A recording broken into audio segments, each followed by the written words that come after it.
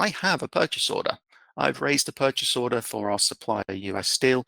I've placed the order, and as part of my purchase order process, I've listed out the line items, and I've maybe actually put them against a cost center or a project code at that point as well.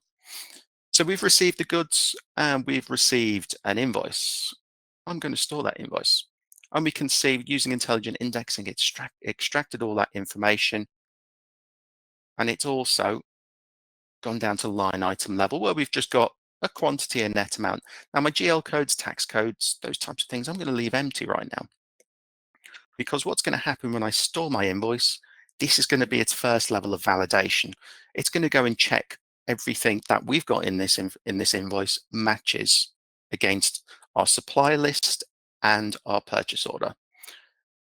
Once it has done those things and cleared those checks, it's going to raise a task for the person who maybe perhaps raised the purchase order to then approve that invoice. So straight away, I'm the person who raised that purchase order.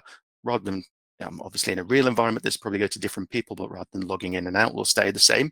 But in this example, we can see now a task has come through straight away to approve invoice.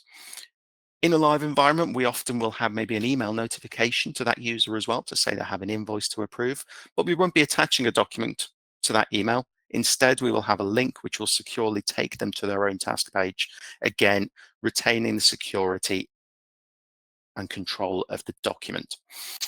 So we can see now here is our invoice. I've got some options where I can approve, I could query or cancel the invoice. If I choose approve, we can even see it's now giving me a visual validation of actually, I've checked the line items here. I'm happy that these have all matched. And we can even see down to, we're checking the quantity, the PO quantities, the net amount, and we can see it's even coding each of those lines based on the information we have on the purchase order. So we can quickly and easily see all the information is correct and as it should be. And we're in a much better position to make an informed decision to approve this invoice at this stage.